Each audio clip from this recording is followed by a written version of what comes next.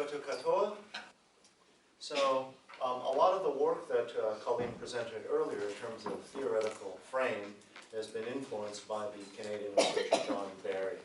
And he talks about multiculturalism being achieved when all cultures can be maintained and respected, and when members of each culture can participate fully in the wider plural society.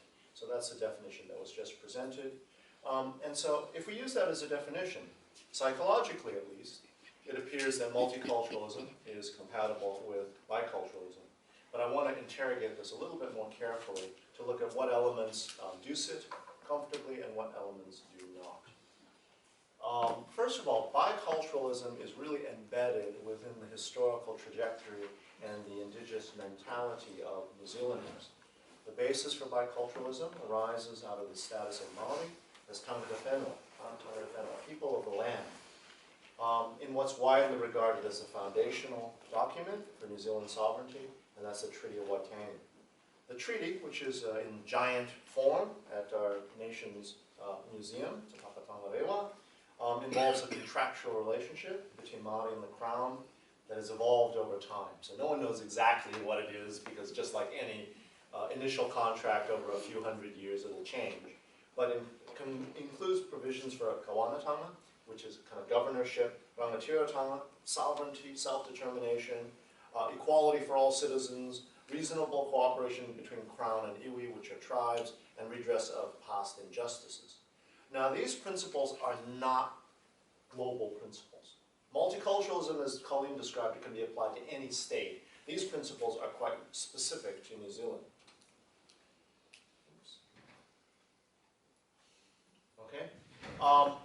What's some empirical evidence for this? This is data that was collected quite a while ago. I think we should probably redo this again. Open-ended question. You ask people, what are the most important events in New Zealand history? And you ask them to code it. And both Māori and Pākehā basically agree that the Treaty of Waitangi, that is most frequently nominated as the most important event in New Zealand history. These bolded terms are ones that were nominated consensually by both Māori and Pākehā, by both an adult and a student sample, and they involve things like Māori arrival, European arrival, signing of the treaty, the land wars between them, and then colonization. So this is a story of New Zealand, if you will, and this is actually consensual. And so if you read any of the authoritative recent histories of New Zealand, like by James Liu or Michael King, this is a bicultural narrative, right? This is our story as a nation. Does that have psychological bearing today? Definitely. So in psychology, typically you have a thing called in-group favoritism. You tend to see as good and valuable the things of your in-group. But if we look at Māori and Pākehā, both groups agree that Māori have honored the treaty better than Pākehā. So this is a relatively consensual narrative, even though Māori think the difference is much greater than Pākehā do. So there, what you see is that it has implications, because there is some degree of agreement that the treaty has not been honored by one of the contractual parties. That, of course, gives rise to a particular pattern which allows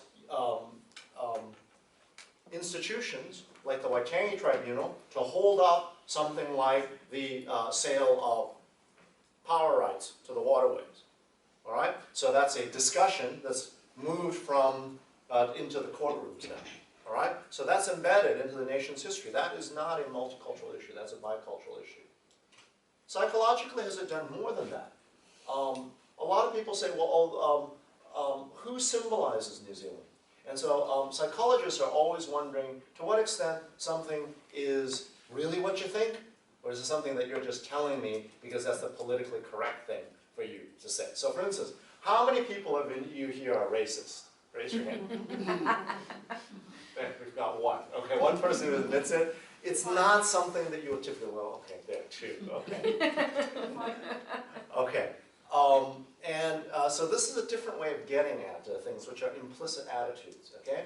So this is an implicit associations test. And what it does is it's trying to assess attitudes by reaction times as opposed to by explicit answers to questions. So explicit answers the question, I've asked you, are you racist? You know what the correct answer is. Most people will say no. What they think internally, you don't know. What the implicit associations test does is it shows pictures of people. So here you have a brown face, you have a white face, and you have a yellow face. Now one of these is obviously more handsome than the other two, but then we pair it with these other things. Now these are symbols of either New Zealand, which I put up here, or symbols of other countries. So they're randomly chosen symbols and maps and flags of other countries. And what you do is you train people to click on a key that says, oh, this is a New Zealand symbol, or this is a Maori face, or this is a Pakeha face, this is a Chinese face. And then what you do in the second round, you put two of those together, and you try to get them to push the button if it's either a brown face or a New Zealand symbol. So what that does is it tries to pair two concepts together and say, how quickly can you react to this? All right? So this is much harder to fake than explicit answer. And what happens here is that if we compare reaction times, these are reaction times in milliseconds, basically what it shows is that there is no advantage between white and brown faces in terms of their pairing with New Zealand symbols.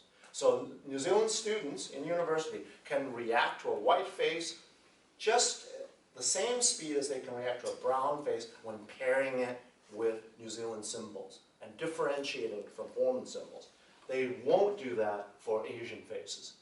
So someone like myself would not be naturally or implicitly associated as a New Zealander to the same extent as either Maori or Pakeha. So that is a historically embedded relationship. It shows that these associations are very deeply within the national psyche of New Zealand. All right. But there's always a but around these things, because Colleen has already alerted you that New Zealand is not the most equal of societies. In fact, if you look at the OECD, we're right about in the middle, towards the bad end of inequality, and this inequality is ethnically marked. How could this be possible if both Maori and Pakeha are symbolic representatives of the nation? And by the way, that symbolic representativeness for a minority group is not found for any other indigenous group or any other minority group in any other settler nation.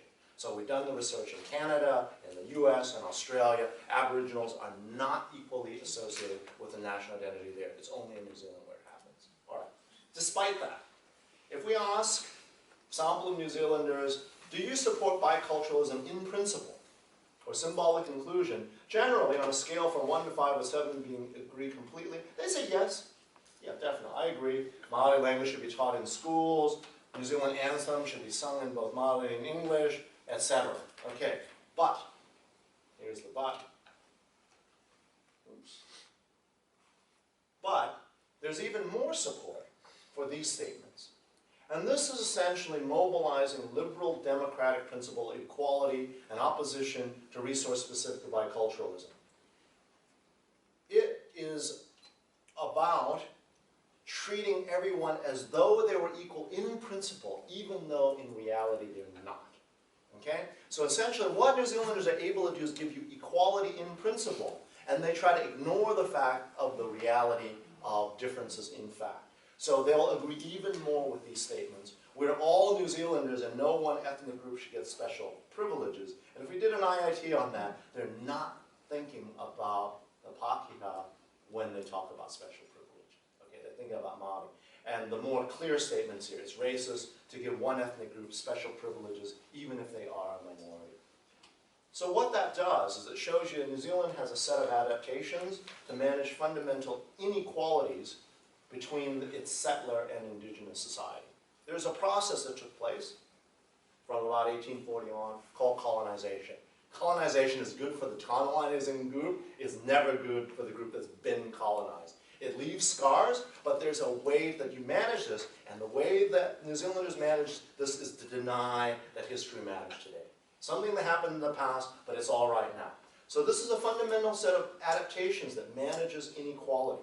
It's impressive, because no other state that I know of has a symbolic inclusion of its indigenous people, but it's less than ideal because it leaves the material issues unaddressed. All right, and we see it over and over again. Look at the waterways. We're going to have a bun fight around that. All right, so this answers the question, how are we so equal in principle, but how do all these negative outcomes occur for Maori? Okay? So, and this is the ideology that underpins this, how this happens. And the positive statements about historical negation are here. We should not have to pay for the mistakes of our ancestors. We should all move on as one nation and forget about past differences and conflicts between groups. And the negatively worded questions, these are reversed when you create the scale, as this is accepting that past grievances will have an impact on the present. All right? So the scale is treating the bottom ones as the positive questions, and the top ones are essentially reversed. And so what you see here is that if you do structural equation modeling, with the core of this being the historical negation idea, that predicts essentially opposition to both resource and symbolic aspects of policy legislating in favor of model. Okay, trying to equal out the outcomes for people in society. And you can see that this stuff is very much predicted by these two orientations, which are predispositions towards prejudice. All right? So right-wing authoritarianism was originally developed by Adorno et al. To explain what the Nazis did. It was adapted by Altemeyer to talk about right-wing authoritarianism. That feeds into historical negation, which then feeds into the opposition to policy. Social dominance orientation is essentially anti-egalitarianism, feeds in as well, and directly impacts opposition to symbolic aspects of policy. So that's the kind of bicultural basis of New Zealand's indigenous psychology. Some good, some bad, just as Colleen pointed out before.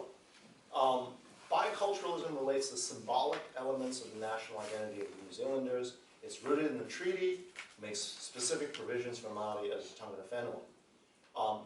They're part of the national landscape of New Zealand history, but they can be actively negated where historical grievances are concerned. I think what we see here is that there's an opportunity for symbolic inclusion. And I think the lever that George Debres has talked about has been te reo. I think because te reo is more symbolic, it's not a zero-sum game. It is possible that with a wider usage of te reo, that is one area where symbolic accommodation can occur. But again, it's very specific to biculturalism. If we look at multiculturalism, it's a more general social contract relating to the rights of all New Zealand citizens to maintain their cultural heritage and to participate in a pluralistic society. It can be considered as a subset of liberal values relating to freedom, equality, and fraternity. It's less a source of symbolism for national identity and not a claim for resources of historical injustice. So there I think they're fairly complementary. What we have, as I'll kind of start slowly finishing up, is that the core issues of liberalism, which is the philosophical basis of multiculturalism, is equality, but only in terms of removal of discrimination. Positive actions like affirmative action can be construed as disadvantaging the majority or other ethnic groups. What liberalism also does is it privileges two levels of identity, the individual and the state. The interests of all groups are subordinate to the state, and property rights belong to individuals. That makes it very difficult for Māori and other ethnic groups to have this maintenance rights. Okay? Many liberal states have historical exceptions to these general rules, usually where there's a historically embedded minority. Switzerland would be an example. Cantons are very powerful in Switzerland. Typically it's done in a federal system. Canada has a federal system as well, so Nunavut, for instance, has special rights for its indigenous population. So I'll close with this idea of visioning the future. I think that biculturalism and multiculturalism do provide overlapping but also distinct visions for the future and the various ethnic groups in New Zealand.